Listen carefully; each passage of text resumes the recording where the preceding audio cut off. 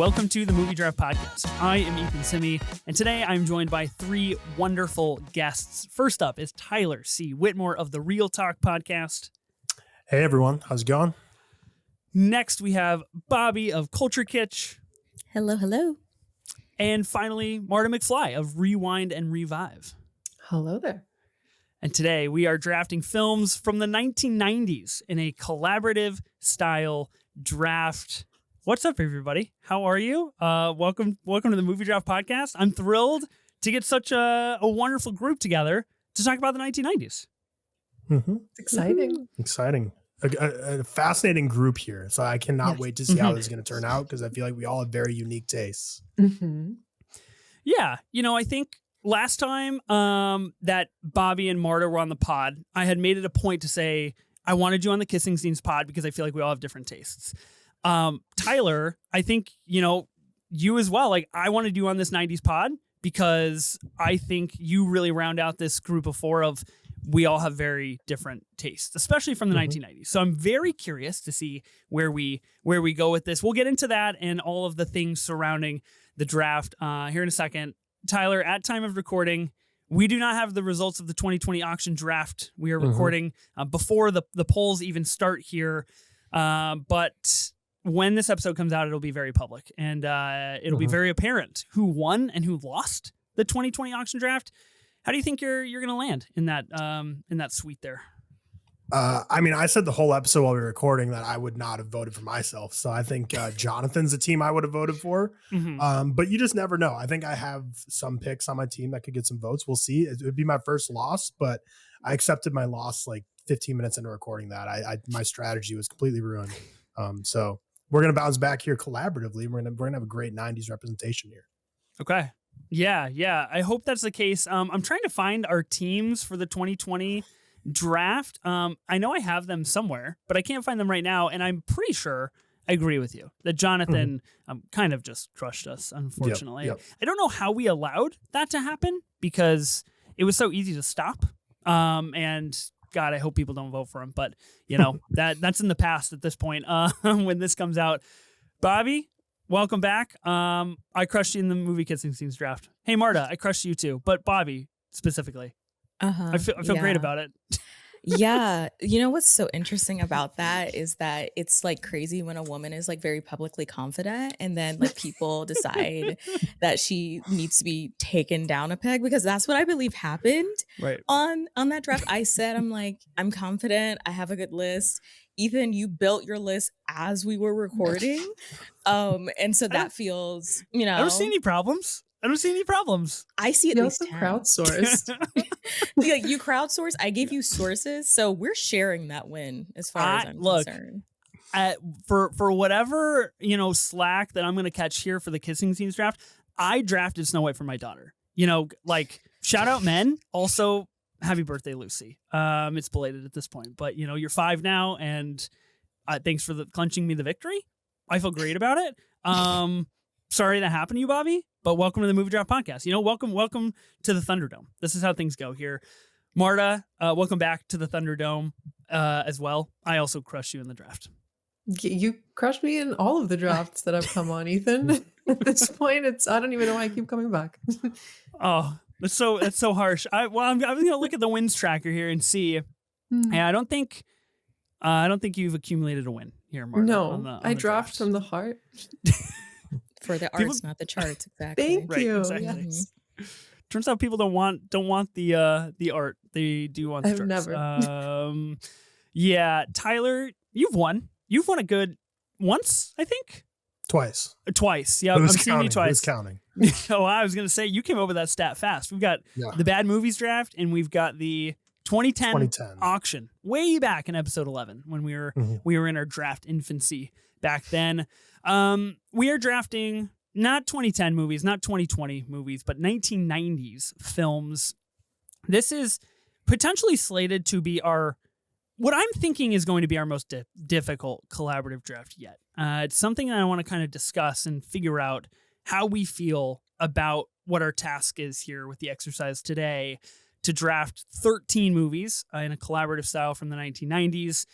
But Tyler, I'll start with you. Movies of the 1990s. What's your relationship with them? Where do you land on 1990s movies?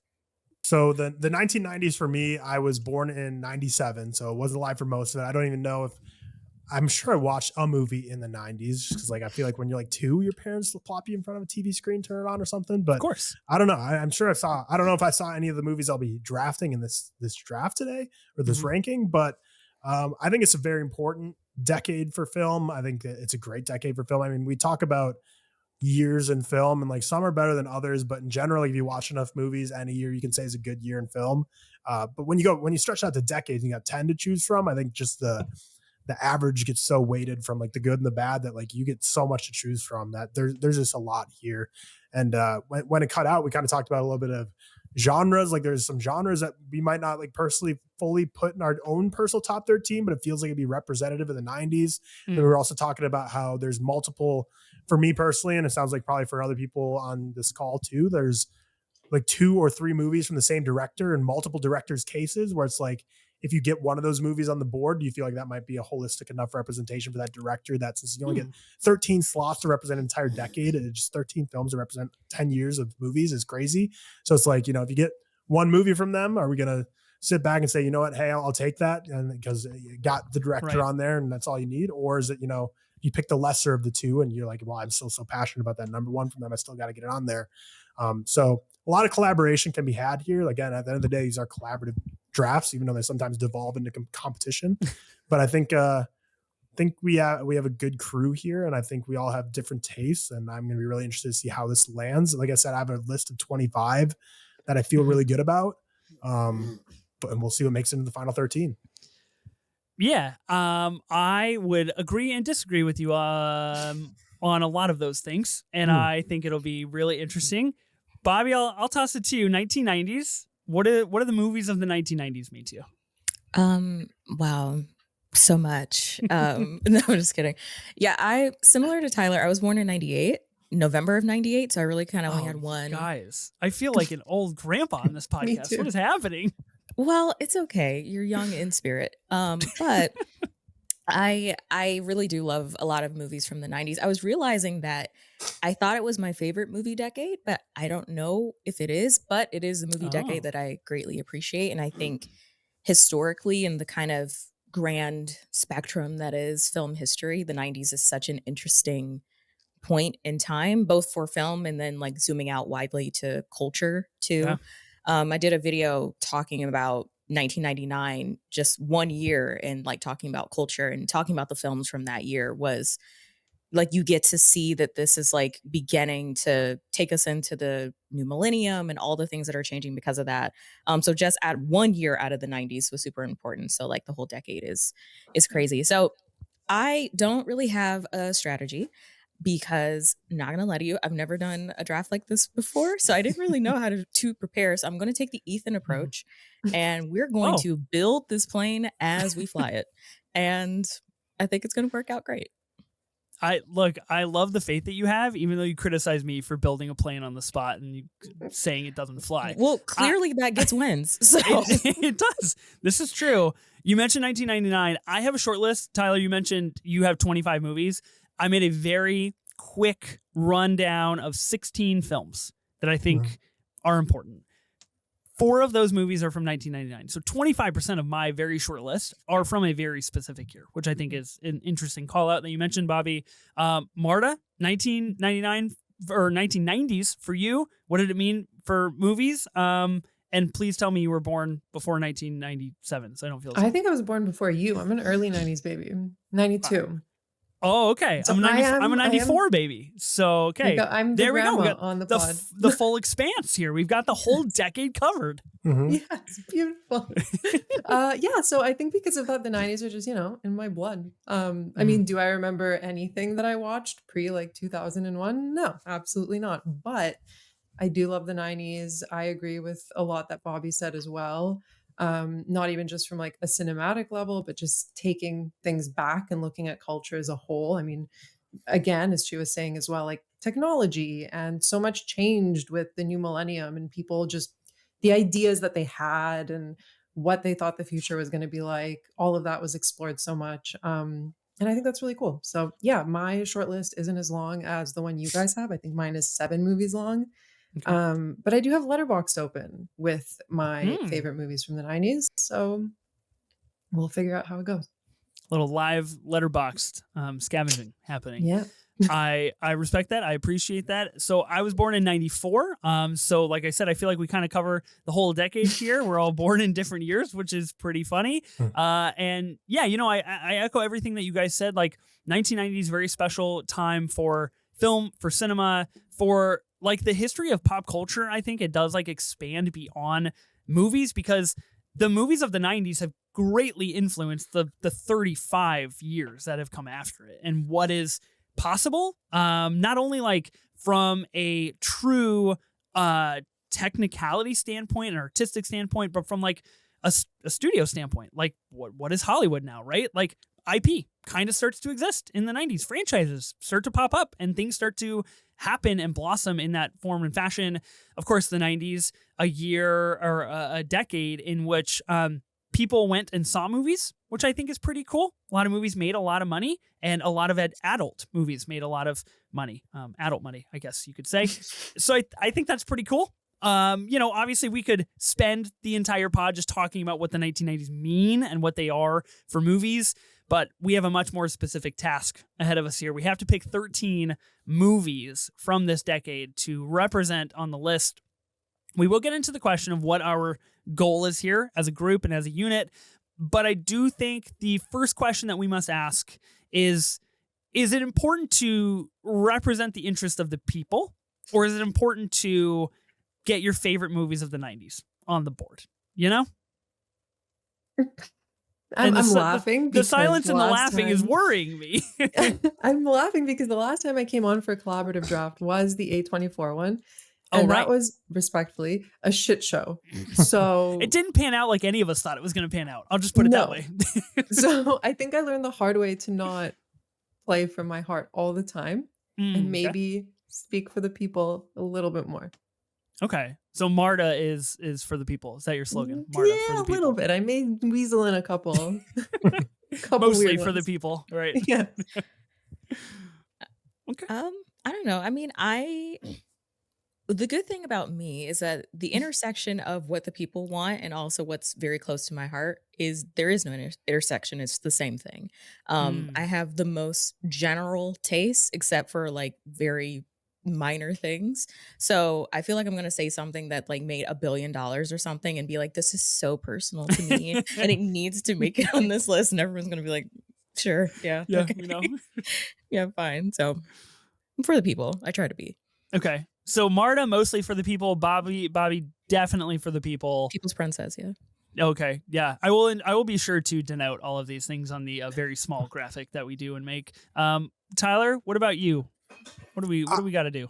I would say I'm mostly for the people in the sense that I feel like when we have a list of 13, I feel like someone should be able to look at it and say, yeah, okay, that represents the 90s.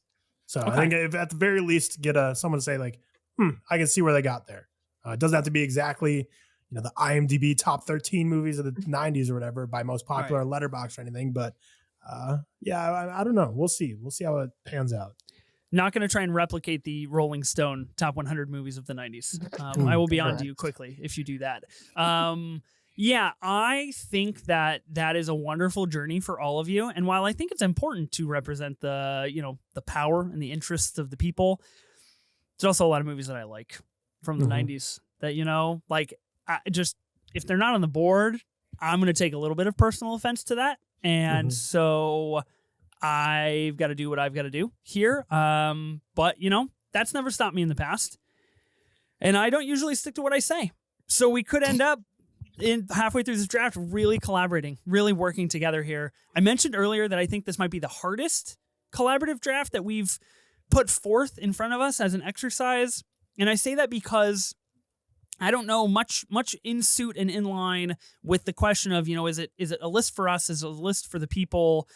Tyler, you kind of mentioned the one director idea scenario here, the Mount Rushmore, if you will. How do we, as a collective and collaborative group here, feel about our collaborative nature? Because we could go the route of this needs to be the 13. This needs to be the Mount Rushmore of the 1990s here. We need to do some representation, some genre representation, directorial representation, maybe some like true pop culture representation. We could also go the route of like, I want the movies that I want. You know, like there is that movie that I really, really like that I want on the board. Are you guys willing to like talk through this? Because this could be a breakthrough for the Movie Draft podcast. We could really elevate to a new level here. Honestly, Ethan, I think this may be the easiest collaborative draft. Mm-hmm. Whoa. Could be, yeah. But again, What? I'm talking How? from experience of coming again from the A24 one. So for me, anything will be easier The than that. easiest. And Okay. I think if you want to like make a list of the best movies of the 90s, I would assume, maybe I'm wrong, but many of us will want to have many things represented. So it's not like all just horror or all just crime. So is that what we're doing though? Are we doing the best? We're not doing like the most popular, the coolest, the sexiest? I guess, yeah, that could be different. I don't Right? know. I mean, I feel like I've gone into it like the most maybe important or like of some cultural significance might be the easiest way to approach it. Because if we come at it from like, you know, what made the most money, that's boring. Or like the sexiest, that's super subjective and also just like a completely different pod. I don't know. Cultural significance feels like a little bit easier to cover. Yeah. I think the way I'm going about this is I'm just feeling it as we go. I think I have confidence that we're going to be able to get 13. That again, my goal at the end of this is just to be able to look at it and say, yeah, makes sense. Solid. Yeah. And if this starts veering off of that, then maybe we'll have to course correct. But I think I'm very confident in the collaborative nature we can go through here. Yeah, me too. I think Ethan will be the one throwing chaos in the mix. He's always the one like saying, guys, it's supposed to be collaborative. And it sounds like from these vibes I'm getting, it sounds like he's going to be the troubled child here, the one that's going to be really ruining the collaboration. The only reason that I put forth this question and this concern is because we literally, I mean, quite literally, we have hundreds of movies that we could choose from here, right? And there are a lot of different things that I feel like could generate a lot of different styles of lists. Now, listeners of the pod know, if you've been around and listened to collaborative drafts, like we only have so many abilities. We only have so many vetoes. We only have one veto override. What makes me nervous as a drafter and a participant here in this draft is that I always get worried that if you try to play something up the board, it will end up off the board. And I feel like specifically in this exercise, that could be very true. And I feel like it is the perfect kind of little pot, like brewing area for vetoes to just go flying. For people to just be like, nope, don't want it. No, we got to move it higher. No, doesn't vibe. So that's just my personal concern. That's where I come from here. I'm glad that we feel a little bit collaborative. I agree with you guys. I'm here to collaborate. It is a collaborative draft.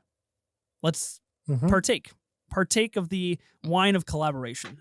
So like I said, this is a collaborative draft. So whatever the strategy ends up being, going for the win, working together, there will only be one team standing at the very end of this, a collaborative board, essentially ranking the 13 best, most important, whatever have you, any adjective here, movies of the 1990s. As always with the collaborative drafts, a special shout out to Screen Drafts, a wonderful podcast that has influenced this particular draft layout. Let's explain the picks, the abilities real quick. Normally I have Ben to do this. I have to do this because Ben is not here, which I feel like is a little bit of a handicap on my part, because I gotta play the role of host a little bit more than I want. I'm not really ready to draft. I don't even know what drafter spot that I want. So the fact that I can't think about this while somebody is talking is really throwing me off as well. There's 4 of us. We're going to draft 13 movies. Drafter A is going to get picks 1, 5, and 9. They're going to have 2 vetoes. That means at any point in time, if they don't like what someone has chosen, they may choose to veto that movie, and the person that put it forth has to pick another film. Drafter B is going to get spots 2, 6, and 10. They're going to get 1 single veto. Drafter C is going to get picks 3, 7, 11. They're going to get 1 veto and the sole veto override of the game. The veto override will, in fact, override a veto. Marta wants to play Toy Story at 8. Tyler doesn't want it there. He vetoes. Bobbi's got the veto override. She plays it because she wants Toy Story at 8. That's how that works. If we get into it, we can kind of deliberate a little bit more as that goes. And drafter D will finally get picks 4, 8, 12, and 13 and a single veto. They get the most picks, but their picks are towards the bottom of the board. And because of that, they do get one single veto to offset the 4 picks instead of the 3 that the rest of us get. How does that all sound to you guys? Great. Cool. Sounds good. Okay. The fact that there's no questions, I'm loving it. It's collaboration time, you know? I think that's what we're here for. I've got the wheel of names, proper nouns. I'm blue today. I would think it was red last time we recorded, so I'm feeling pretty good. Just capital letters, regular names, no funny business. We shall spin. Before I spin, I always try to ask, and I always forget, is there a particular drafting spot that anybody's really, really hoping to grab here for this draft? I don't want the one with the number 1 spot. I don't either. Oh, really? I just don't want veto override purely because I think it's a wasted ability in this draft. But we'll see. Maybe in this draft specifically, or just the Movie Draft Podcast as a whole? No, and I think veto overrides are powerful when you have 13 picks to rank 13 ways. When you have 2,000 picks to rank 13 ways, I think the veto override loses its power a bit. That's fair. That's fair. Unfortunately, we have not come up with a replacement for the veto override. So if we've got any, ideas, happy to implement as future pods happen. Okay, we shall spin. There is a drafting position that I really, really, really want. And now that we're on YouTube, you can see the spinner spinning, so you know it's real. And for the first time, maybe in Movie Draft Podcast history, the person that said they want it gets it. What do you know? What is happening? So I get to pick first. Spin the spinner again. Oh, interesting. Whoa. Okay. Well, I don't need that override. Okay. Tyler is going to get to choose second. Okay. We're going to duke it out here between Marta and Bobbi. Not really. I was going to say, if it spun all the way to Bobbi, it would have been every single person who was blue got chosen, which would have been fascinating. So Marta will get to choose third. So me, Tyler, Marta, and then Bobbi, you will be left with whatever is left. The scraps, yeah. I didn't say that. I was just trying to put it kindly. I agree with you, Tyler. I don't think the veto override is very useful here. I agree with you, Marta. Number 1, way too much pressure. Also, a lot of power. Because I don't need it. you already have that power. I also think kind of a unanimous movie, ? But we have a while to go until we get to that stage. I'm going to be taking drafter D. I want spots 13 and 12. I want the extra drafting position and the single veto. That is appealing to me today for some reason. So I'm going to take that. Tyler, what are you going I thought you were going to be selecting B personally, but based on your preamble of having movies you like that you might not think are truly representative the way we are, then 12 and 13 might be a smart shot for you because you can try and sneak them in there and be like, hey guys, and put them at the bottom. Do some weaseling. Compromise. That's why I wanted it. I wanted D so bad. So you took D. Personally for me, unless I'm missing something between A and B, I really have no preference. So I will go with... A comes with an extra veto. You do get the double veto. It does. So I might as well go with A. I'm not scared of the pressure of picking one spot here. Okay. Even though you have hundreds of movies to choose from, you're not going to shy away. Thousands. This is true. I don't know if I like that, but we'll see how it shakes. Okay, Tyler, you're going to get 2 vetoes, and you're going to get spots 1, 5, and 9. Marta, you get to choose next. Are you gonna pick B or C?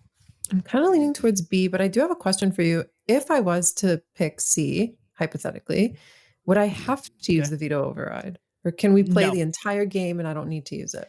You do not need to use it. In fact, historically on the Movie Draft Podcast, it has been used only a handful of times. It is significantly difficult to put into play. Oh, this is hard. Not to sway you one way or another. I'm just posting facts. Oh, nah, I'm not going to tempt myself. Let's do B. Okay. So Marta's going to get picks 2, 6, and 10 with the single veto. Unfortunately, Bobbi, I do think you were left with the scraps, as you so pleasantly put it in the beginning. No, it's fine. 7 and 11 are my lucky numbers. So we are going to make lemonade out of these lemons. It'll be fine. Yeah. Very, very sour lemons. But yes. So you're going to get spots 3, 7, and 11. That means all of you will be having a hand in selecting the top 3, and I will not. So there is that. Okay. Let's begin the 1990s collaborative draft, shall we? Okay. I've got 13 and 12. The double pick is really something special. Really something. I feel like this is rigged. Rigged how? What do you mean rigged? I don't know. Rigged. Weighted spinner. Yeah. Guy gets one pick that he wants. Everybody calls foul. Yeah. Yes. Well, yeah. Okay. So I have 16 movies on my short list. I genuinely, this might be the most perplexed I've ever been to like start a draft. I don't like what goes first. You know, like what do we do? What do we think is like a good 13? I am genuinely asking because I genuinely don't want to play anything too low. Like I don't want to put out a movie that I think would be a good Kickstarter for this, only for people to be like, that's a top 5, you know? Mm-hmm. Yeah, I don't know. I'm scared of the ones up top. I think the lower ones are easier to draft. Yeah. Lower one's easier. Well, there's some, man, it's a real like toy between what you want, what you think. Okay. I feel like this is admirable to put at number 13. Of course, you know, making concessions with myself here. A movie that I have a great affinity for that I think is important to what we have discussed here of the representation of cinema at this point in time. This director's final film, a movie of 1999 that ushers in a new millennium. I'm going to be playing Eyes Wide Shut at number 13 here. I think a movie that has a lot of resonance in today's culture, especially with the themes that it does tackle. Get a Kubrick movie on the board. Tom Cruise, Nicole Kidman at the peak of not only their acting abilities, I would say, but also their pop culture relevance and their relationship together. And the movie fucks, like literally. So I think it should be on the board. Yeah, I agree. Yeah, I've got no qualms. Yeah. Easy. I mean, again, I said I had 25 prepped. That's my 15th ranked. You're playing it at 13. Like that's kind of just a bread and butter pick that I'm very, very okay with that placement. I know it's a movie I probably need to rewatch. I still really like it. I give it I've only seen it once, so I think I have it at like a 4. Not my favorite Kubrick. I've been recently going through some of his other films and definitely still agree as I go through his filmography again that it's not going to be anywhere near my top favorite, but still a great film that needs to be on the board. Mm-hmm. Cool. Wow. We kind of did it. That was really exciting. Wow. One down, 12 to go. That's not good. Okay. So in that same idea, so we've got Eyes Wide Shut. Now I'm struggling genre-wise a little bit here because Eyes Wide Shut, a pretty big, hefty movie, not only thematically, but with a runtime that is quite lengthy at 159 minutes, very adult-oriented. How do you guys feel if we like run that back? Do you think we should like maybe take a soft left curve and like go explore a different genre? Because there's something I want to put here, but it's also like extremely just adult drama, and I don't know if I'm taking up 2 spots on that is a little selfish. Well, I mean, if you're taking up spots selfishly, I would put them back to back at the bottom then. Or wait, what's your next spot? Your next spot he's at 12. Oh, it's 12. Yeah. So I think this would be a good time to do that if you want to do that personally. Yeah. Okay. If we don't want it higher, then this is like the best place that it could go. Who's to say you don't want it higher though? Like that's true. I don't know. I also feel like it's a little bit too personal of a pick. I don't think it has the 90s relevance it needs to have. That sounds like that should have been your 13 then. Yeah. Yeah, that's true. But even in that case, like, I'm contrary to what you all and listeners of the pod might believe, I am trying to work together today. I am trying to be collaborative. So like, I in fact don't want to take a spot. I don't want to blow that. But you could veto yourself. Yeah. Yeah, we just That's really true. hate it. I could put it out there and I could just totally rescind it immediately on the spot. Dang. Okay. So let me think about this for a quick second. So I have 1, 2, 3, 4, 5, 6. There's 7 movies on my list that I would be pretty remarkably surprised if they don't end up on this list. Like as a cohesive group. So I'm not too worried about those. One of them I might have to get a little sneaky with. What happened to working together that you just said 2 seconds ago? No, not sneaky like, I'm up to like nefarious business. Just like, what other sneaky is fuck. there? Well, I'm really talking myself in circles here because now I don't know. Well, because you've got like the best place to put a personal pick, and none of us are really going to be that upset. So if you're going to play your personal pick, now's the time. Absolutely. Okay. All right. Yeah. Sure. You've sold me. That sounds pretty good. This is not what I was referring to initially, but I think constitutes this, and I think this is the movie for the filmmaker. Again, we might veer. We might have to double dip on a filmmaker. I find it very apt. The day we are recording is the first day that we have seen a sneak peek of this filmmaker's new film. I'm of course speaking of Paul Thomas Anderson. At 12, I'm going to be playing my personal favorite PTA movie, a movie that I think encapsulates the 90s just astoundingly well. Boogie Nights at 12. Yeah. Okay. It's allowed. You see? It's a lot. Oh, good. So I got the soft green light. For me, I had that in my 6th spot, so feel fine about that having it on the board. So I had both Boogie Nights and Magnolia. Yeah. I agree with what you're saying about the 90s. I feel like Boogie Nights just feels more of the 90s to me. Plus, we just already got a Tom Cruise on here, so Boogie Nights feels like the better of the two. And like I said, for me, if someone else plays Magnolia, I love Magnolia. Would be happy to have on the board. We're being collaborative here. I'm just gonna say it was in my top 13. It's not gonna be played by me because I feel like for me personally, PTA's covered. Tom Cruise covered. Man, there could be other Tom Cruise, but more so PTA. Like I would do it on PTA. But again, I love Magnolia. So if you all want to, go for it. I recently recorded a audio commentary for Boogie Nights over on the Commentary podcast. Go check that out if you're interested. It was really a whole lot of fun talking through the film with Pat, who's been on this pod in the past as well.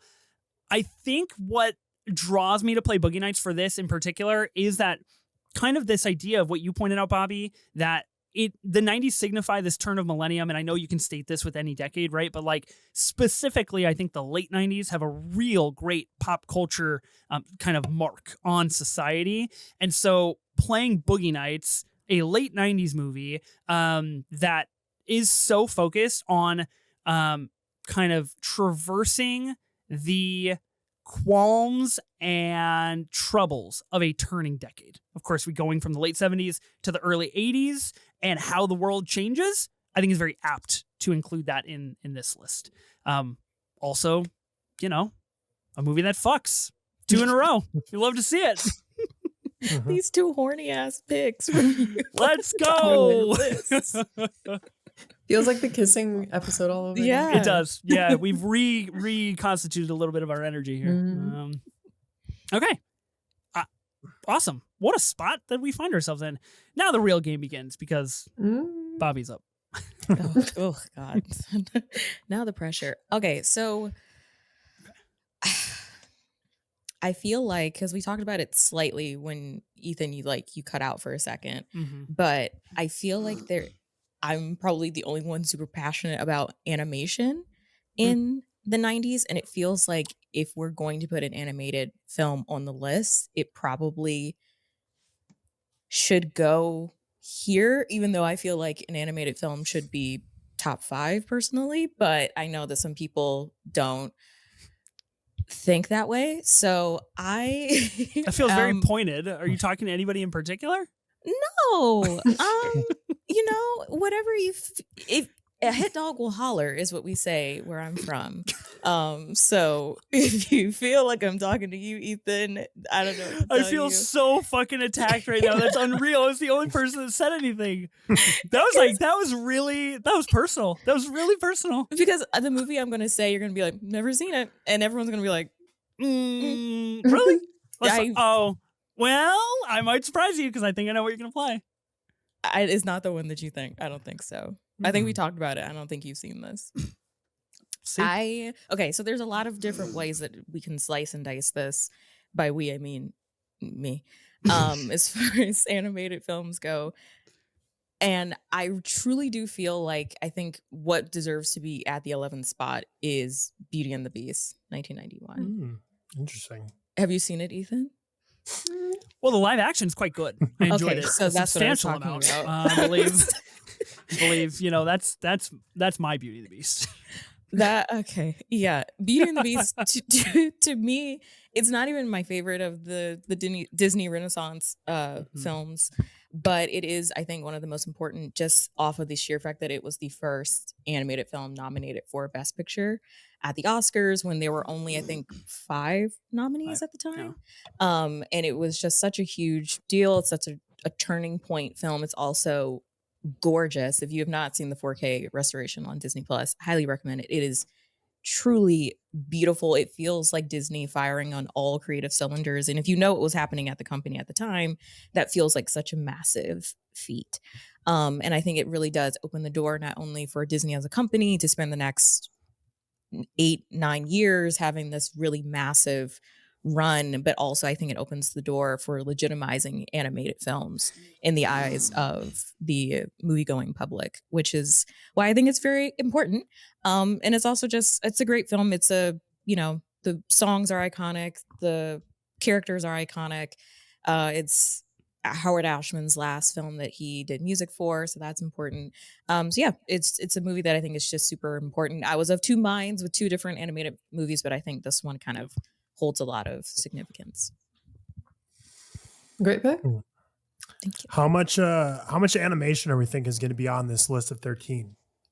I have one. I think we've reached the limit. I think 1 is good. People on the Real Talk podcast think I'm anti-animation as well, but I'm at 11. I'm not passionate enough to veto anything here. And Beauty and the Beast, I mean, I've seen it plenty of times. Haven't seen it though in like 15 years.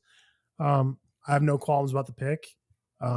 But wouldn't be my pick for animated of the 90s. But I think we have 1 PTA. I don't need any more PTA. For me, I don't think I would play any of my personal animation of Beauty and the Beast on here.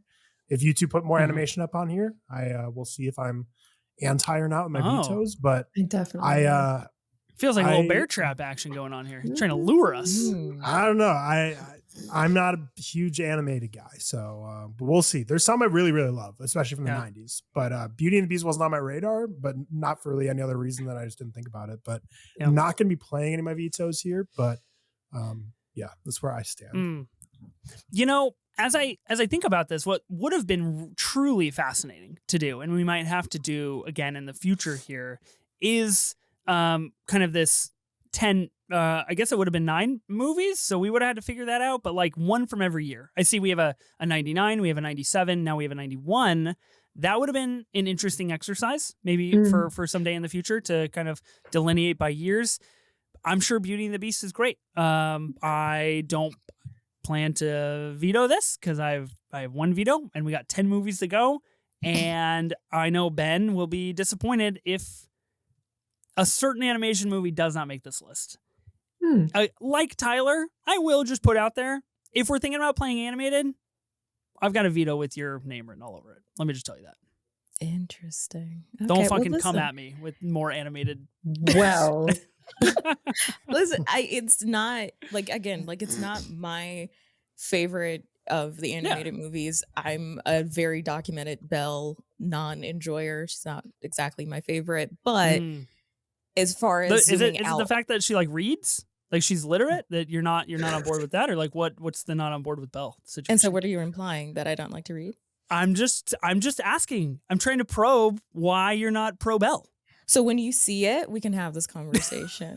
But when you see the animated film, then we'll talk. We'll circle back. I agree. I don't read, so I'm anti Belle as well. If you're spending that much time reading, watch a movie, girlfriend. Okay. Yeah, no, it's a movie that I think is super culturally significant. But there are a couple others that I think have more play in other ways. So I will be trying my best to get them on the list.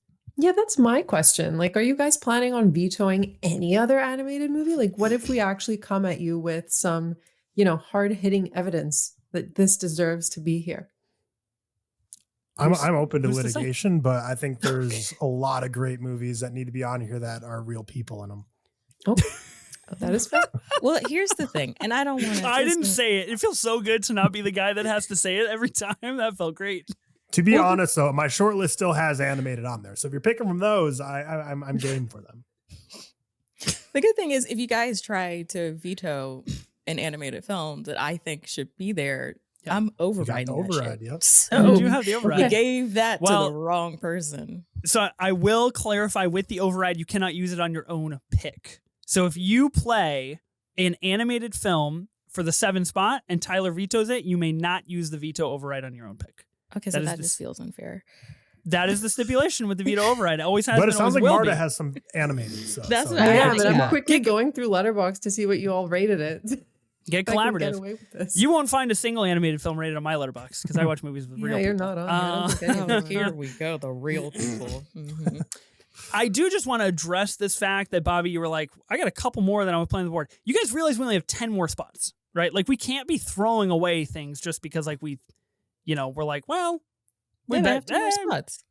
10? We're only 10? There's some important movies left. Yeah. This, again, I just want to say, I feel like we're veering into the territory of what things might get a little bit difficult. That's all. Mm-hmm. Marta, you are up for number 10. Okay. Number 10. I wanted to play my animated one a bit lower, but now I have a feeling if I was to play it right above Beauty and the Beast, you guys would be like, oh, they're back-to-back 2 animated ones. We can't do this. No. Please play it lower. I'd rather have it lower. I think you should play it higher. Because I'm thinking of either playing quickly it at 6 we or at splinter. 10. I thought we were all on a team, and now we're like, we're parsing out here. Yeah, when you became anti-animation, I think that changed. Don't pinpoint me. Tyler's in on my squad with this. Both of you. I'm gonna just go for it, and if you guys don't want it, then I think you're making a big mistake, but that's okay. Don't play what I think you're gonna play. And Beauty and the Beast was not what I thought you were gonna play, Bobbi. So I was wrong on that one. I will put that out there. Yeah. I thought you were gonna play a Goofy movie, which I thought would have been cool. Well, yeah. I would have vetoed that. Just do it, Marta. Just pull the Band-Aid off. Okay, play what okay. you're gonna play. I'm gonna go with Perfect Blue by Satoshi Kon from 1997. Reason being, I mean, it's a great film overall, but reason being, that film was so influential. It was influential for live action. It was influential for more animated movies. Darren Aronofsky ripped it for like 2 of his films, Requiem for a Dream and Black Swan. I think it predicted a lot about our society today, about fan culture, the internet, so much. So I think that movie deserves to be on this list. That's all I'm saying. You could have played that higher. I don't know. I think you could. No, I'm good with Perfect Blue. I don't love it as much as you do for sure, but no, this is like very representative of the 90s. Very influential film. I think it's, that and Beauty and the Beast kind of, you get some all holistic animated representation. I mean, I think it deserves to be on the list here. I would have been fine with it a little higher too, but I'm fine with it here. I don't think Ethan would be though, so it's okay. Ethan would have been okay with the higher. I think from my standpoint, I think you played it a very wise move. But I will withdraw myself from this conversation. It's been on my watch list for a very long time. I have not seen it. I cannot speak to it. It looks like it is up my alley for animation. I think in terms of if we are trying to accomplish what we've said here of like kind of diversifying genres and filmmakers and what it did for the future of cinema, it seems like you have made a worthy argument to persuade me to keep it on the list. I think it also works because we have one that's more geared towards kids and one that's very much so darker. And just two completely different themes. So yeah, they're both animated, but it's not like we're picking two things from the same genre. Right. Yeah, I'm game. Okay. That seems like it was pretty wise. Really great collaboration going into that, guys. I'm glad we all worked together to get here. That was beautiful. Yeah. We have 9 spots left. Of the 7 that I mentioned when I was drafting my spots, none of them have been played. So things are getting a little bit dicier as we press forward. Tyler, you've got to put us on track, draft a movie with a real person, and make some magic happen. So, interesting spot of what I want to play here.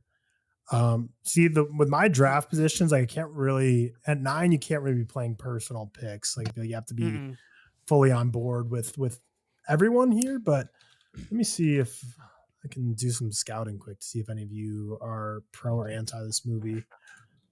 I have a movie in mind that I think would be a good play here. I'm torn between a couple. One of them I think might just not be able to be played. Okay, interesting. So there's like a riskier pick and then a more safe pick I could go for here. The riskier one is a risk of not being on the board. The safer one is a risk of people wanting it higher. So we're kind of torn between two.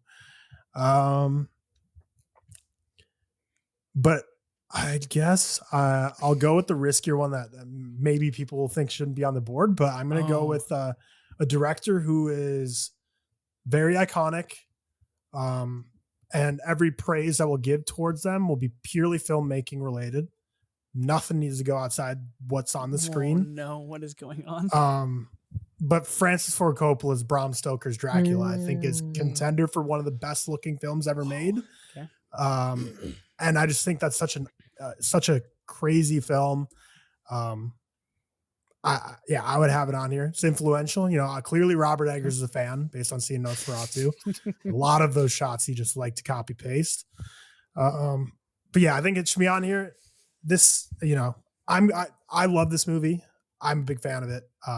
But like I said, I'm risking maybe people don't think it should be on a list of 13. I would say they're crazy, but I could see the argument for people saying it's not in the top 13. I like it. Yeah, I don't have any arguments. I would have maybe put it lower, but I think it deserves that's the thing. Like 9 was kind of tricky because it's like that's the lowest for me, but like I can't go any lower. So I have not seen this movie, so I can't really speak a whole lot on my thoughts on the film. I am of two minds. So I agree with you, Tyler. I think this is a movie that is a lot of people are going to question. Should it be on this board? Should it make this list of 13?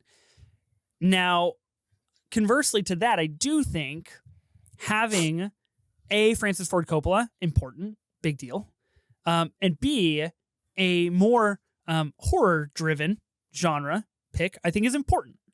And I think possibly a good discussion junction of, this genre idea, because we haven't had anything horror on the board yet. There is another horror leaning movie that I think is important to have on the board. So do we really want to have two? If you only want one horror, we can have that conversation because two people on this call have a horror poster in the background of a movie that would probably want to be on here. Yeah. Yeah. So you guys could, yeah. But I would say I'm not too attached to this pick. If someone wants to veto it, I would not be torn up about that. I think we're all really nice people on here, and sometimes I feel like we might be a little worried to throw vetoes. This one would not hurt my feelings, and I think I have another great pick we could go in here that we could talk about. But if you want to keep it, so basically the conversation is this: if you want to just stick with like one horror, I would be of agreement that the one on a poster behind two people would be a better horror pick. It's incredible that you mentioned that now that we're a video pod, because people can actually identify what that is instead of us being so vague. I will say from a logistics standpoint, the way that the vetoes work, it'll go in order of who of the spinner, right? So I will have first deferment, then it'll go to Tyler, then Marta, Bobbi, you will get last option. So if I choose to pass, then it'll kind of work its way down the ranks of if anybody is willing to use the veto. Mm-hmm. Having the only veto makes me, again, exceptionally nervous. I'm going to veto this. Having not seen it, again, like I know that is kind of a gimme of like, of course you're going to veto it. I think we're down to 9. Like we gotta start talking about big heavy hitters here. I think this is a little too niche to be a 9. Yeah, which is fair. Pretty horny. I like horny movies. Don't entice me. Don't entice me. Arguably would be hornier than 12 and 13, honestly. Don't entice me, guys. But yeah, so that's fine. Okay. The real ones, I wasn't trying to snuff out a veto there, but it's like, people know I'm back in the film, so he's not on the board, but the listeners know. So I'm going to go with the filmmaker here that I have 2 choices from, and similar to how Ethan selected Boogie Nights, being like the more 90s feeling of the 2, I'm going to go with the more 90s feeling one from this filmmaker, even though I like the other one a whole lot more. But, and again, you can still play the other one higher, which I would love because I love the movie. But this filmmaker has been doing it incredibly for decades. But again, I like one of them I give a 5-star, one of them I give a 4-star. There's a big difference here.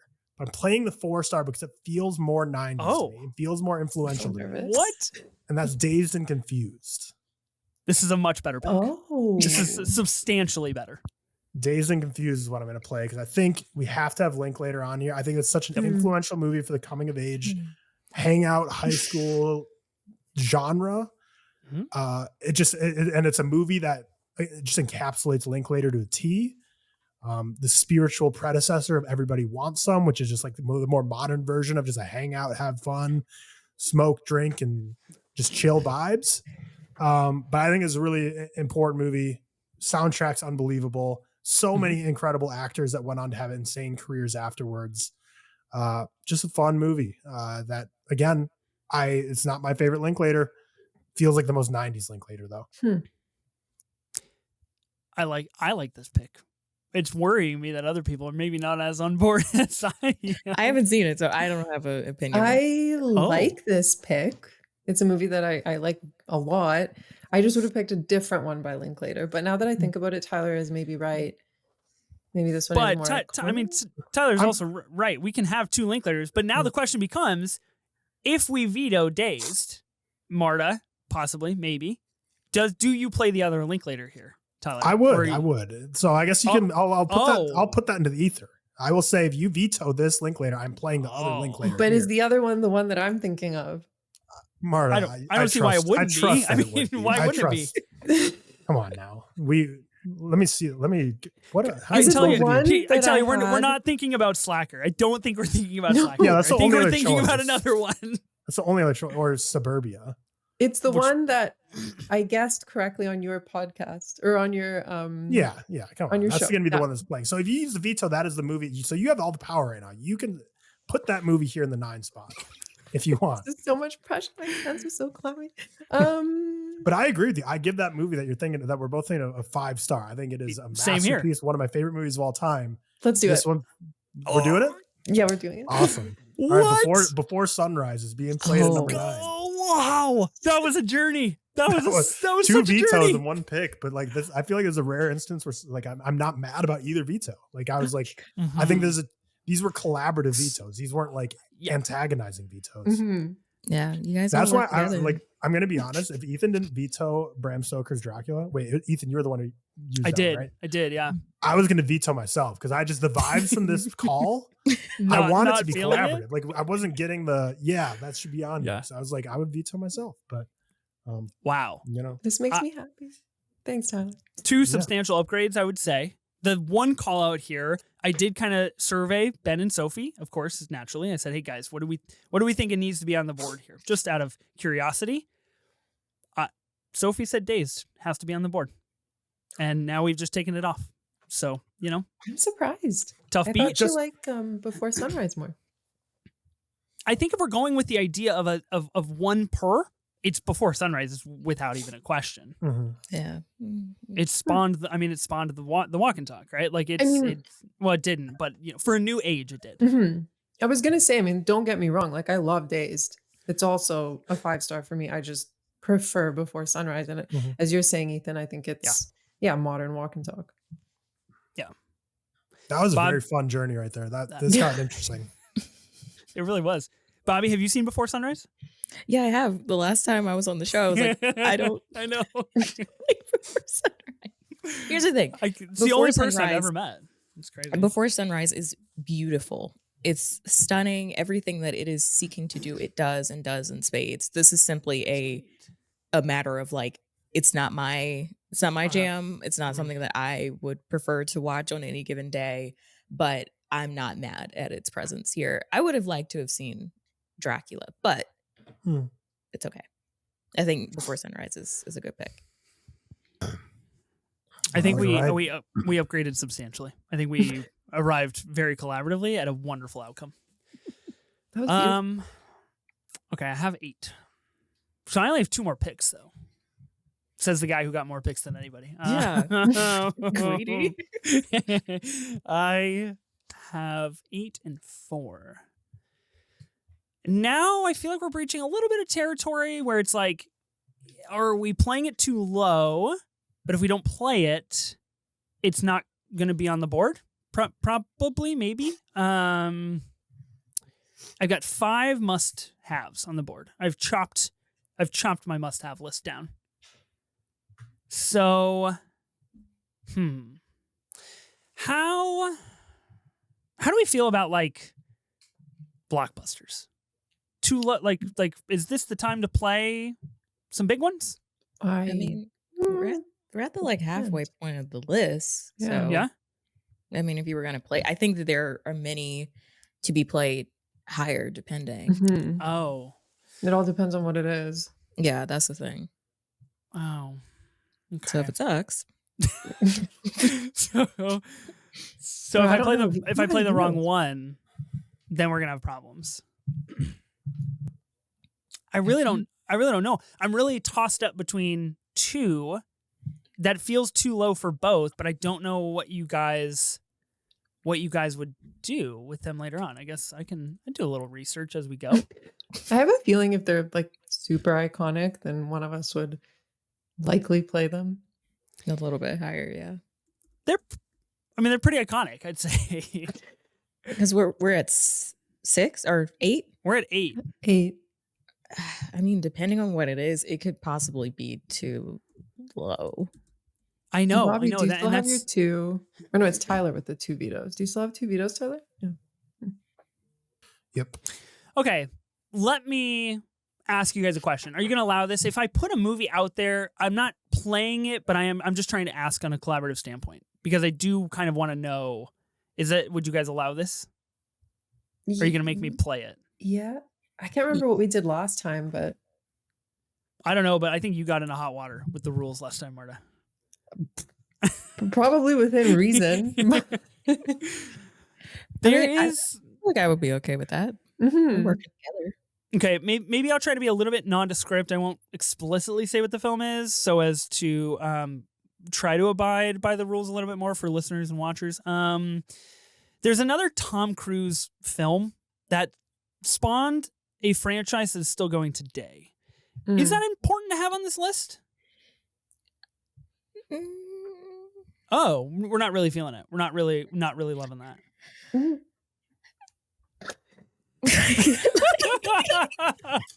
I'm like scared to say my thoughts because it's not like my personal favorite, but I can understand its significance.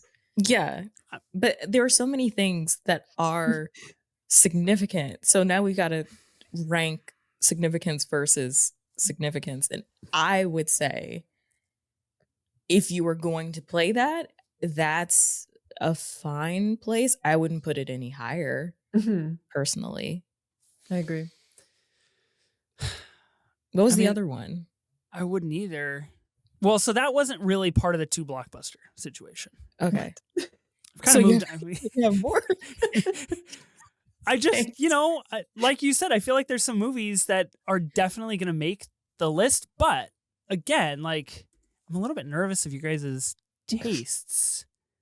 We're like the nicest crew ever. Like this three of us, like you couldn't have picked a less combative trio. Yeah, I'm just giving you shit just because it's fun, but I'm not against you. I'm on your side. I mean, any other group of people would have been like, fucking play the movie you said and we will veto you. And so I do appreciate that from you guys. Well, I think it's already hard as it is to pick 13 movies from the 90s. Like I think that's already kind of a losing battle in terms of there's so much. Okay, I'm going to pivot. I'm going to do a movie that is near and dear to me that I don't think based on you guys would get played any higher, and I could be wrong. So this feels like a must play situation right here for me in this spot, although I would hope that it would be higher, but that's okay. Another director that is just that, you know, as recent as a couple of years ago, still pumping out absolute bangers. Oh, God, I know. I think I know who you're going to play. I hate really? What do you think I'm going to play? Wait. Let's get collaborative. What do you think I'm going to play? Are you going to play? Are you going to play QT? No, I'm not going to play. I'm not going to play Tarantino here. Then we're good. I couldn't. Okay.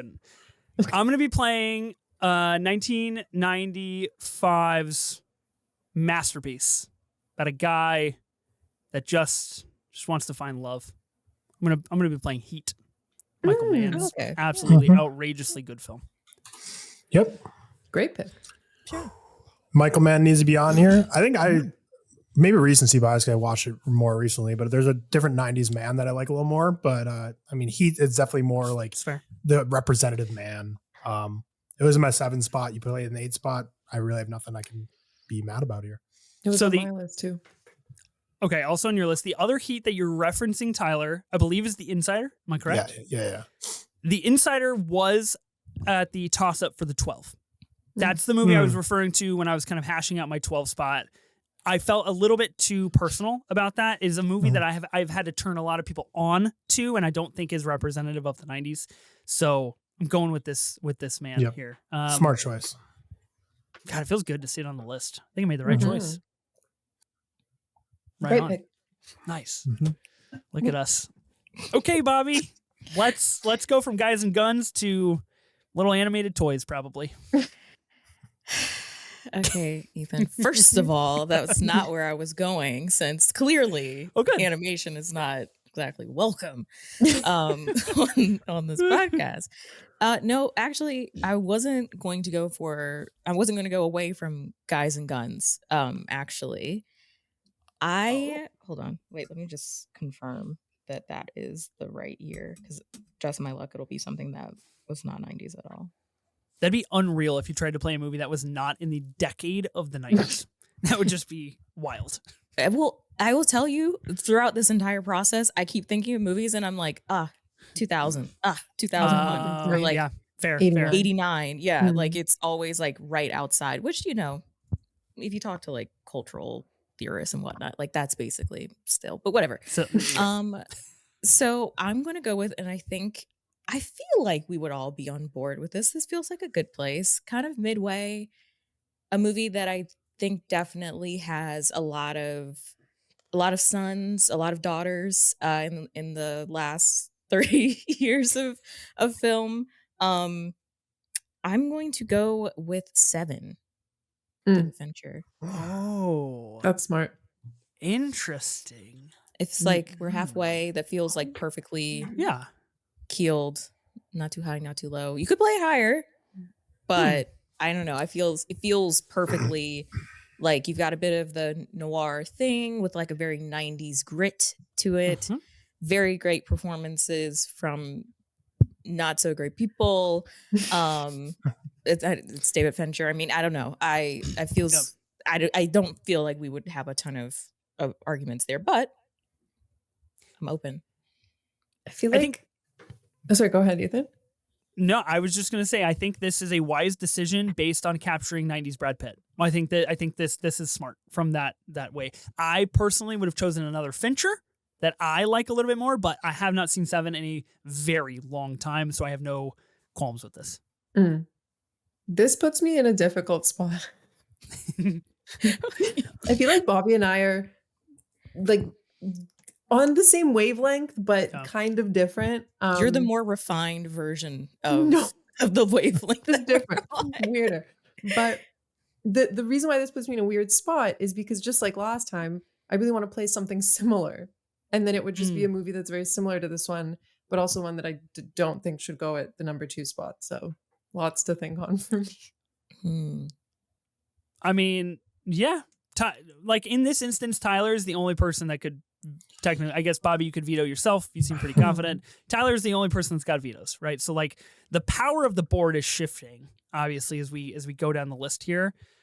I think having the like prime upcoming Fincher is important. And I actually like the 7 pick. I think that is a more I think it's a little bit more of a flavorful pick than some of the other Finchers that are out there, and it offers a little bit more personality to the list. Also, 7 for 7. I didn't realize we were on the 7th pick. Oh, look at us. Love that. So Yeah, I think Fincher, I'm a little more lukewarm on him than most people, but 7 is such an, I mean, both 7 and Fight Club are really influential movies, but 7's like influential in the genre, and Fight Club's more influential of just like annoying people. So I'd rather have 7 be the person on here. So, or the representative here. But again, other than The Social Network, I don't really love any Fincher. I like a lot of Fincher. But 7, I think, is the better pick of the two. I think, even though it's not my top 13, I would have put it if no one else did, just because I think it needs to be on here. So I won't be using any of my vetoes here. I think putting Fight Club on this list, I think we can all verbally respect it. I don't think it needs to be on this list because we all share that same idea that like it's on the list already, you know, in our minds. I actually would have loved to see The Game. The Game is the only outside of The Social Network, I guess, is the only 5-star like 90s Fincher film that I have. I think The Game is a true 5-star masterpiece that I would have like killed to have on this list.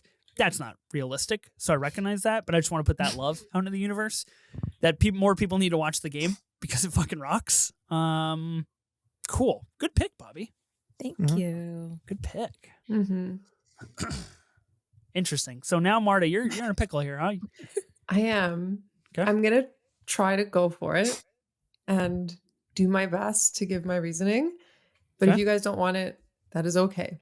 I am looking at our list and it's a little bit, you know, only English language. Or no, we have Perfect Blue, thanks to me. So I'm going to do that again. And I'm going to go with another international movie. I'm going to go with Kiyoshi Kurosawa's Cure from 1997. Again, I understand if you guys don't want it, but I think it's a film that, again, just a masterclass of a slow burn horror / procedural, whatever you want to call it. I think it inspired so many procedurals today. It's iconic. I think it deserves to be on here. And I think we need a bit more films that are out of America. I do think it's fascinating that the 2 movies you chose involve multiple murders. So congratulations to you. It's great theme you have going on there. I love this pick for that reason. I haven't seen it, so I have no personal attachment, but it seems like a movie right up my alley. And based on Letterboxd, I'm thinking this is a great play. I'm the exact same. I have no fight against or for this movie. So Yeah, it's weird. I haven't seen it either. The only Kurosawa film I've seen is the one from last year, Chime. So I need to get on that. But this is like such a acclaimed movie by like everyone who's seen it, and I need to see it. That I really have no issue putting it on here. And like obviously I love Koji Yakusho, so happy to see him on the board as well. Yeah, I'm not gonna use my veto. I think it's just like it's a movie that I know I'm gonna love when I watch it, and I know so many people love it that it just feels like I'm just envisioning looking at the final graphic, like seeing Kier on there like feels right. Yes. Yeah. Again, like I think it is a more adds more personality to this list. It gives us a little bit of a more substantial look at a fully represented 1990s slate here. So that's incredible. Currently streaming on the Criterion channel. So that's how I plan to check that out. Yeah. We have entered the top 5. oh boy. We have entered the top 5. There are 4 movies that I would just be completely dumbfounded if they are not in these top 5. So we're entering a little bit dangerous territory here, and Tyler's gonna kick it off with number 5. Getting a little scary times here. So we all have picks left. Marta mentioned QT, so I'm gonna trust her to be bringing up QT later. Oh. Or no? Are you anti? Well, this is a great time. Well, the time is past for QT. No, what? No, what? No, QT is getting on the board. There's so no way we overlook. It's on the board. Come on, guys. I just hope it doesn't fall to me to put him on the board, but I want him on the board. It's gonna fall to you. You have the number 2 pick. Okay, well then it's on to you guys to pick the other one that I'm thinking of that needs to be on the board. Well, and the one with the posters behind you two, I think needs to be here, but I'm not. That's not my responsibility to get it on here. So the ones. I've moved past the posters. There's too many posters. We're too far for that. We'll see. Maybe Bobby. What happened to solidarity? Don't Irishman me. That's okay. I couldn't grab it in the platforms draft. Don't bring it back to me now. So there's 5 picks left going up here, and there's 4 picks I would need to see on here. Total there's 7, but there's 3 directors here that I have multiple from each. So it's like, which ones do we go for these? QT's interesting where he could go.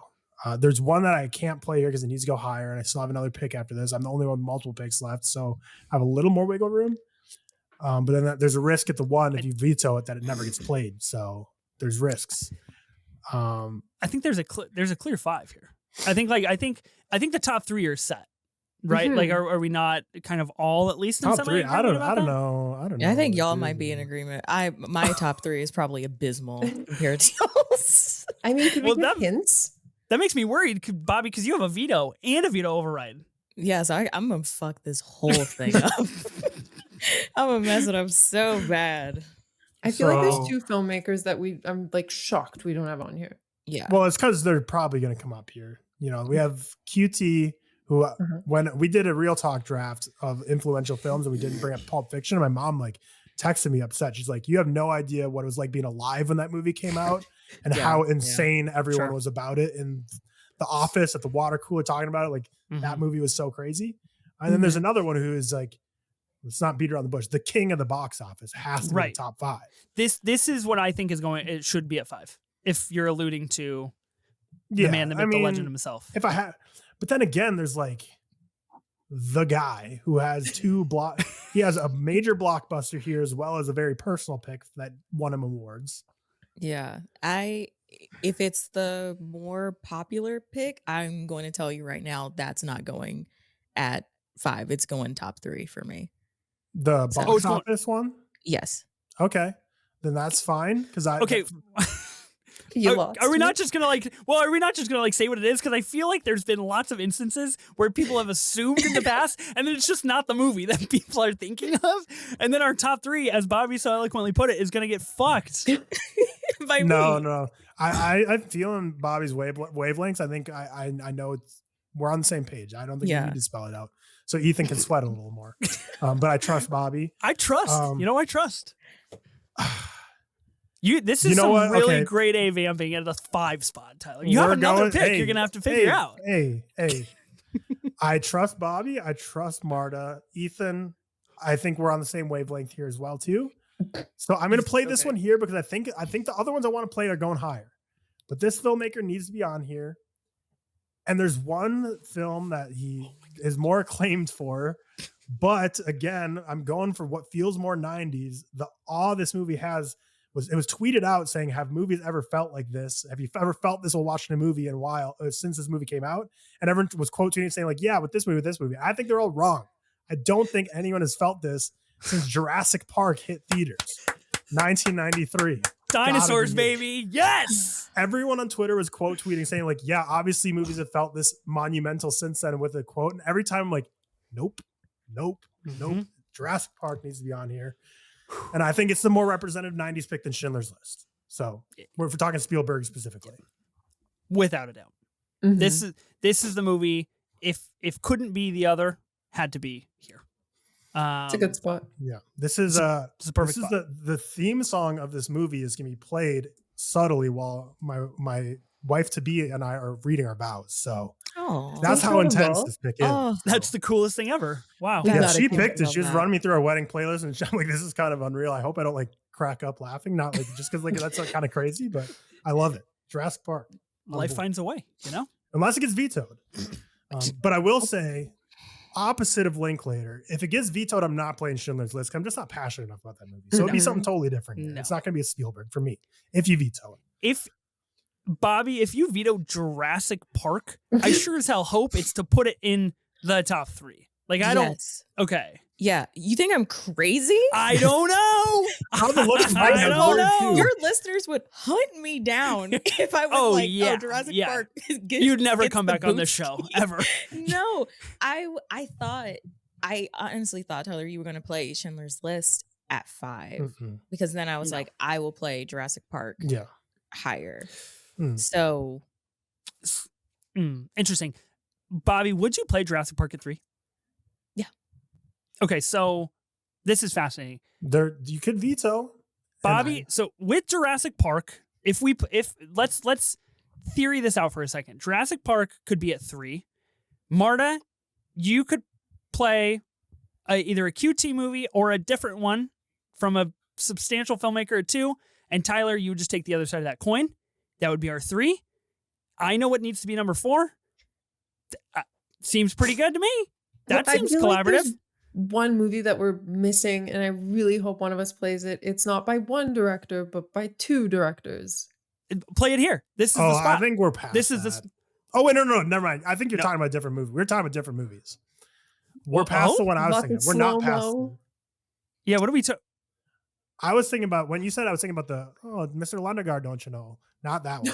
You're talking about the other one with the 2 directors. The other one. Yeah. The other one. Mhm. Play the other one here. Play the other one here. I've got 4, and you guys have the top 3 ironed. It's a perfect top 5. Wait, so who's playing the one that I'm thinking of? I'm not playing it at 2. Should I play it at 2? I'm not No. playing it at 5. I don't have it Oh, rated. so- what? I wanted Wait, Tyler I to haven't play seen it it at since 5. I was like 13. Wait, are we thinking of? I feel like we're not. we're on the talking about same 5 page. different movies right now. Marta, you're talking about the Wachowskis, right? Yes. Okay. Okay. Yeah, I'm not playing that at 5. Oh, okay. Okay. So that means we have 4. But if you want to play that at 2, I could play QT here at 5. Oh, I No, see what you're no, saying. no, no. But That's- didn't you come on, just that's play so something? flopped. Or did No, you play I Jurassic think we're Park? discussing if it's getting vetoed. Which Oh, I didn't realize that's what we were discussing. No. I don't want to veto Jurassic Park. but Bobby, if you're playing it at 3, then I'm fine playing my veto here to get it there. Yeah. I was just worried it That's wouldn't an be option. on the board. No, I just caught up to this conversation. I'm sorry. Okay, here's where we're at. Loading. Do we want to play Jurassic- Jack and Rose on a sinking ship here, or do Yeah, we want yes. to play the dinosaurs? No, dinosaurs higher. I would say so. That was the only movie that I knew had to be in the top 5. I don't know where, but yeah. Okay, well, if I know it's gonna be up there, I will veto myself and play Titanic in the 5 if we're okay with it. That's fine with me. Okay. That's feel like we're that's not. iconic. No, I love that pick, but I worry that amazing. we're not all on the same page about the other 4. Too late now. We Too press late. forward. We move on. Life finds a way. I feel like And I'm even- not gonna another lie to you. I don't filmmaker. really care what's in the other 4. even slots. if this Jurassic Park ship here. is sinking, we must try to be there for one another. You know, we've got to try to be here. So it's official. Tyler, you vetoed yourself. You've taken Jurassic Park off the plate, off the table, and you have instead played the absolute box office smash, Titanic. Yes. Right off screen, I have a Titanic. Oh, it's over there. Titanic poster. So I couldn't give a hint that I have it up here, but yeah. The only thing that I want to say about Titanic, because you know what can be said really about prime Leo in this situation, Cameron, one of the best to ever do it. I, as a blooming child in the late 90s, I had several VHS tapes. One of those was Empire Strikes Back. One of those was Return of the Jedi. These are films that I would watch on a pretty continuous loop because that was just part of my childhood, and that is what I had. One of them was Grease. The only double VHS that I had, Titanic. I was scarfing that shit down when I was 6 years old, baby. Mhm. I was loving Titanic, and I am thrilled to find it here on the board. Same. It was my Mhm. favorite movie as a kid, to the point where my mother would came up to me at one point and she was like, "What's wrong with you? You keep watching this." You had the vision. No, Titanic's great. I've always loved it. The 4K re-release though was when I like fully I was like, I get it. I mean, I always loved it, like I said, but that's when I was like, holy shit. And then I forgot like how horrific the final hour is, like a true horror film. But yeah, the VHSs, they would tell on you. Like at one of a wedding vow, one of my buddies, his mom was telling a story about how they had the Titanic tape, and every time she pop it in, it would always be the French girl scene. So VHS, you got to remember to rewind it. You got to remember to rewind it. Be kind, it'll tell on rewind. you. Yeah, kids these days won't have to worry about that. Cotton film. Yeah, but I'm glad it's on the board. Again, it had to be on here. And happy that Jurassic Park. Hopefully Bobbi doesn't throw me under the bus. Hopefully it still gets on. Imagine if I was It would just be like psych. That would be the cruelest thing in the universe. Yeah, Just be like, gotcha. Psych. Toy Story 3. Just kidding. we've seen that almost before. Well, with the whatever collaborative rating you guys just did, where Ben like played one, but he knew you were going to veto it and did it on purpose. That was a kind of iconic move. I feel like that happened during the A24 one too. Mm-hmm. Yeah. Where you think it's going to go higher and it doesn't. But yeah. Okay. Now I'm so curious to see what these are. Because I agree with Marta. I think we're all in the same pool, but I don't know if we're in the same swim lanes right now. Yeah. But I think I'm gonna lie to you. I'm in the state. I'm in the bleachers. Like I'm in the same building. I'm not in the pool. I will say there's 3 filmmakers, or I guess 4, but technically 3 spots that I would just be flabbergasted if they weren't played. And it doesn't have to be the movies that I'm thinking of. I'm thinking about filmmakers. Okay. So I've got 4, Bobbi, you have 3, Marta, you've got 2, Tyler, you've got 1. Okay. So we've been doing a pretty substantial job at collaboration. I just want to recognize us for that. We're really impressive stuff. And we've gotten to this point. Now we've got the top 4. Are you opposed to listen, I'm not even going to elicit your response. I'm going to say what these movies are, and we're just going to talk it out for a minute. You don't have to give me input if you don't want to. That would make my podcast look pretty poor. But that's on your conscience, not mine. So I have 3 movies. Obviously, Jurassic Park is one of them. Pulp Fiction, Goodfellas. Yeah, these are the that's movies. exactly what I had. So these are the movies. Plus the Goodfellas, because I have that down there, low on my list, but it's like one that needs to be here, so I would never be upset about it. Plus The Matrix. Yeah. Yes. These are 4. Yes. Those are 4 movies. Okay, so it sounds like we diverge. Those aren't 4 movies. They are 4 movies. Oh, well, this is what I was going to bring up. It sounds like we diverge on The Matrix. Yeah. I think we do need a 99 film I think there. The Matrix has to be here. But I don't know. It for me, mine would never be this high up, so I don't really have a dog in this fight. But my fight for this one, for The Matrix, is just how much it's ingrained and was ingrained. Yeah. In pop culture consciousness. In the culture. Not just for movies. We're talking fashion. We're talking music. We're talking techniques that were used. Like, how many movies did you watch after The Matrix that all did the exact same slow-mo thing? Yeah. 90s were crazy, because 90s were just crazy time, because with The Matrix, American Psycho, Fight Club, just all-time decade for movies that came out that just get completely misinterpreted by the hardcore fans of the movies for decades to come. But yeah, there's a movie on here that no one's mentioned that I would need on this list of 13. You would need on this list. Just you got to say it now, or else we risk implosion. Well, that's the thing. Like, none of you have it. Like, so I thought this was like a consensus thing, but Ethan, I don't see you have it logged. What? Which one? I don't even have it logged, and you're saying it's got to be on this list. I don't see Ethan, Simi, nowhere. I mean, what? Okay. Obviously, I don't know what that is. I think it would have been really fun if I just tried to play a bunch of Tom Cruise movies. If I just tried to play Days of Thunder at 4, that would be fun. You should have played Interview with a Vampire at 4. I would have backed you up. I know. I would have had someone on my team. It's too bad that I haven't seen that film. God, I could have played A Few Good Men. I mean, jeez. That's what I mean. 13's really hard. There's just a movie that what's the movie, Tyler? I gotta know. I don't know if I want to reveal that. I mean, you don't have to reveal it. But the thing is, like, I don't know if it should go number 1. But the thing is, if it doesn't go number 1, I don't think any of you are playing it. So what are the kind of the ones? So we know we need Pulp Fiction. We know we need Jurassic Park. We know we need Goodfellas. Maybe Goodfellas and The Matrix. Those are Goodfellas. Don't maybe Goodfellas. It's a 4-star. It's fine. Scorsese nowadays is far more interesting. I know, but it's not about his current state of being an interesting filmmaker. I agree. Silence, Killers of the Flower Moon, all much more interesting films than Casino. Or sorry, than Agreed, you can see where my mind is at. We've got too many to choose from here. All much more interesting than Goodfellas. But it's Goodfellas. I mean, they're all so I don't know. There's just a movie that, like, for me is like my clear favorite of the 90s. That's sounds like it's gonna be missing this list, which is just unfortunate. Can you give us hints if you don't want to say it? Just describe it. It's an Oscar-winning film. Oh yeah, that really narrows it down. From the year I was born. 97. Oh, this is interesting. Okay. It's the background of my iPad. No. I think we're good. Yeah. Yeah. We all collectively went, oh. That's fine.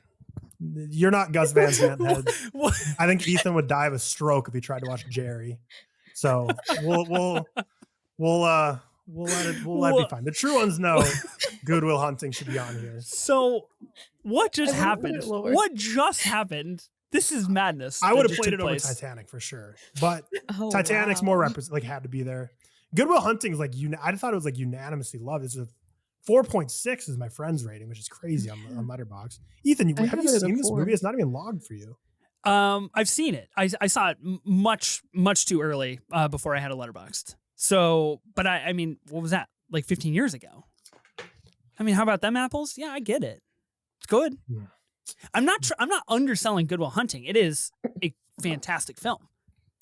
But I mean, if we're talking about the 90s here, I think those four are the 90s.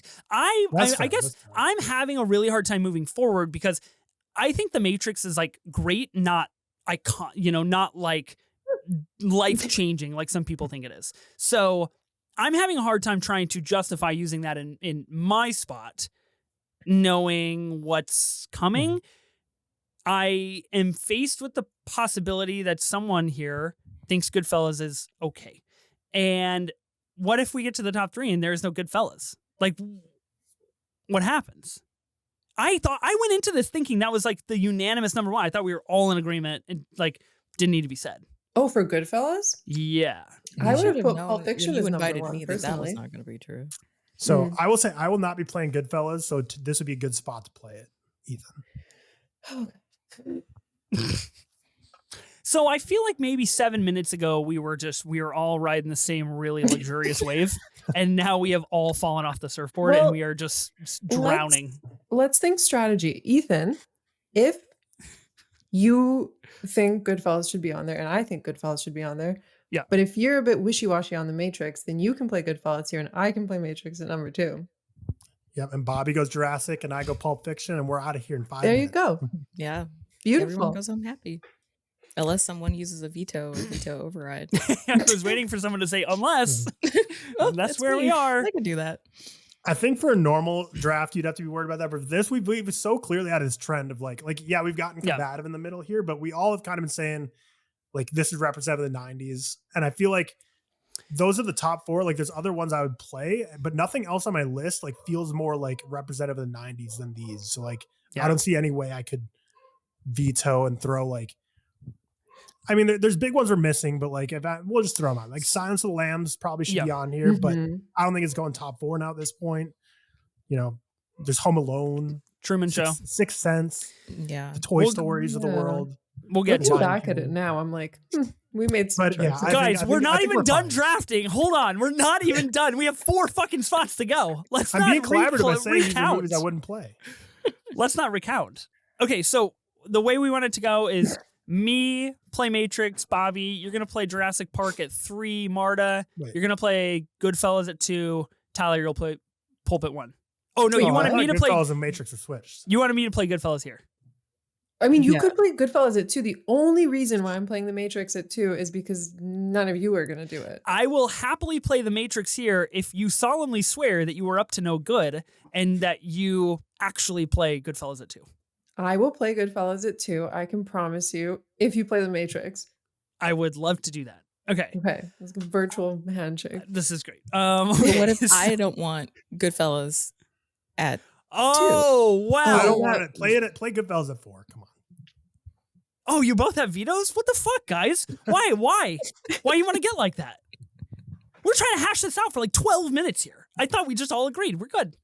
Yeah, Hey, I I'm thought down We we with all agreed on Matrix top 4. too. Just put Goodfellas here. Matrix Yeah. deserves to be higher. I think Matrix should be higher.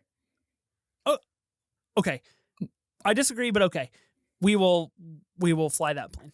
I will play Goodfellas at number 4, even though at least I was under the impression that Goodfellas and Pulp would be the 1 and 2, or the 2 and the 1, however you wanted to play it. Very important movie. Mhm. Nothing Now more that to I say think about about that. it more, I actually go back to my original thought and agree with Bobby and Tyler. The Matrix should be it too. It doesn't have to be your favorite movie, but it is Yeah. so iconic for the 90s. Sure. Okay, well, I've played Goodfellas at 4, and we proceed to number 3, in which we see if the first parlay of this radical plan holds. What do you think? I was just going to come in and just mess it all up. You're just going to listen to all of that, and you're just going to be like, no. It's like you guys thought I was going to do Jurassic Park. No, I mean, Jurassic Park at 3, it's the movie. I credit Steven Spielberg with gifting me the gift of cinema and film and understanding that, like, oh, wow, this is what movies can do. And it still holds up, like, in every way, narratively, technically. Yep.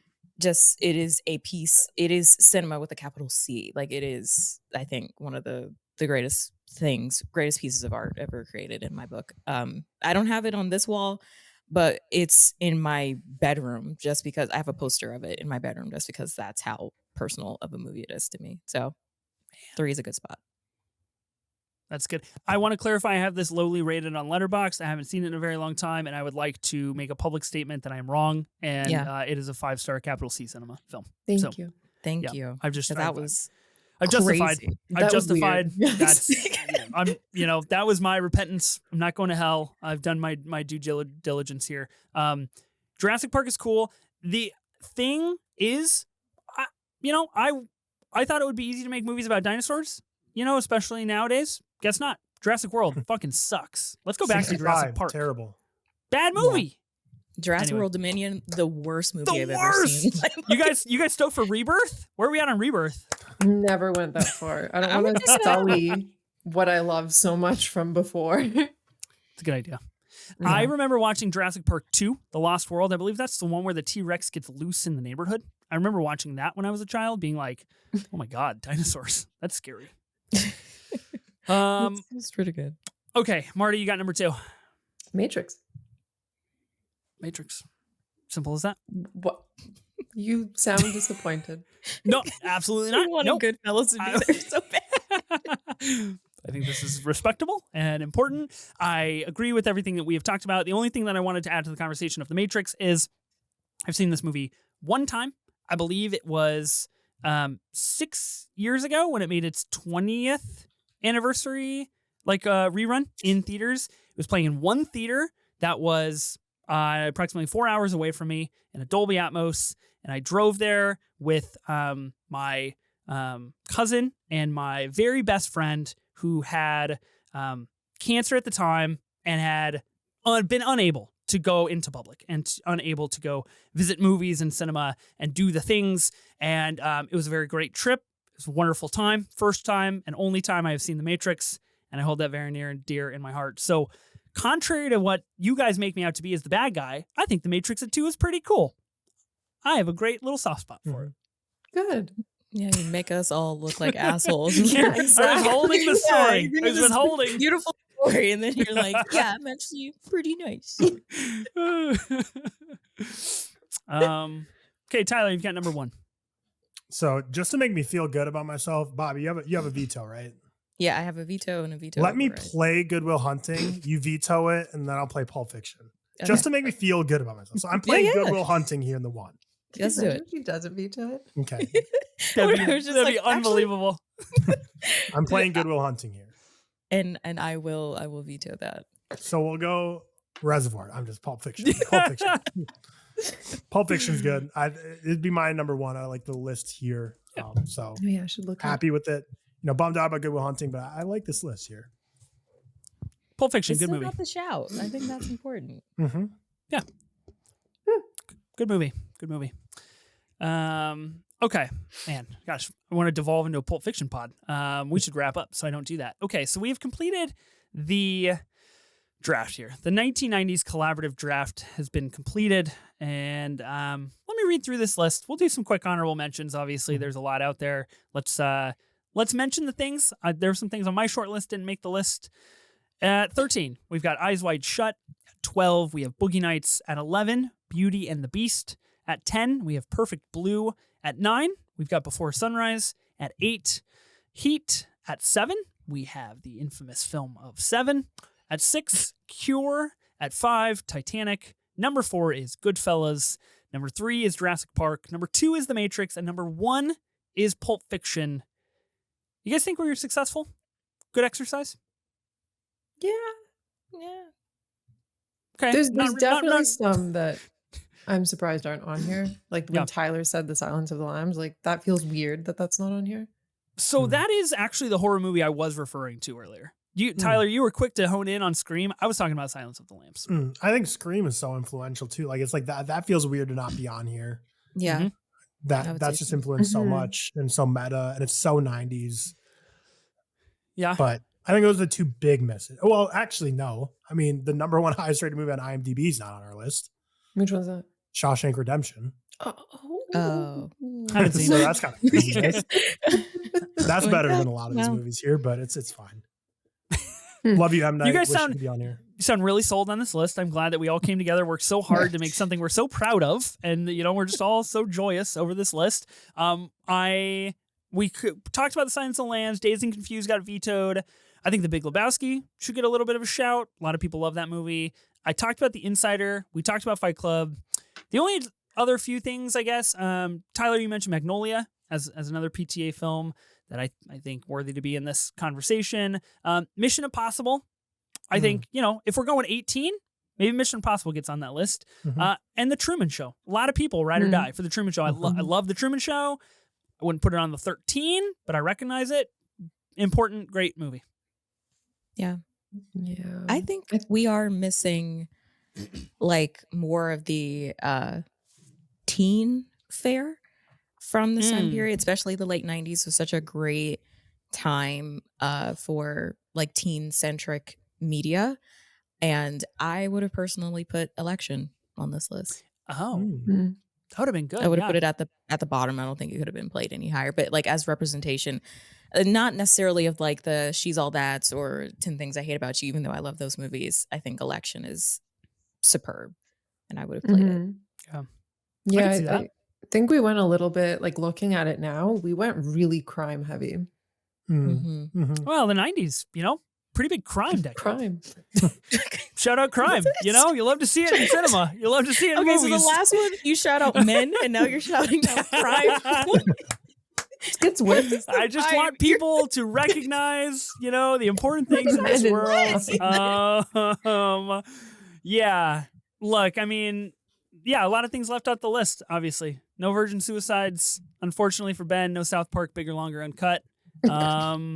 Twister, I think a 5-star movie. Not even talked about. Not even in the conversation. No. So, yeah, there were inevitably going to be lots of things that did not make this list. But I think we have put together an equally representative list that has a little bit of flair to it and a little bit of personality. And I feel like we should be a little bit proud of what we've accomplished here today, especially regarding our collaboration techniques. That took us a long time to get there, but we did it.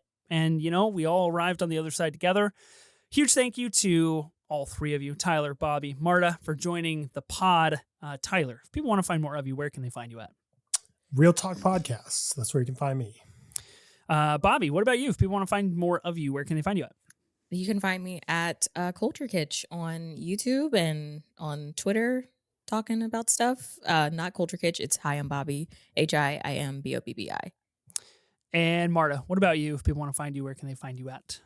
My writing, long form, rewindandrevive.com. There's going to be a podcast coming with that as well. And then I'm just Marta McFly, marta.mcfly on all social media. Thank you once again to the super crew for joining this I guess not as difficult as I anticipated, but still rather interesting movie draft. As always, big thank you to Ben and Sophie for creating this podcast with me. Be sure to listen and subscribe to the Movie Draft Podcast on Spotify, Apple Podcasts, or wherever you get your podcasts. We're also now on YouTube with video, so don't forget to subscribe there and check us out if you're looking for a visual form of entertainment. New episodes will be released weekly on Tuesdays. We'll see you then.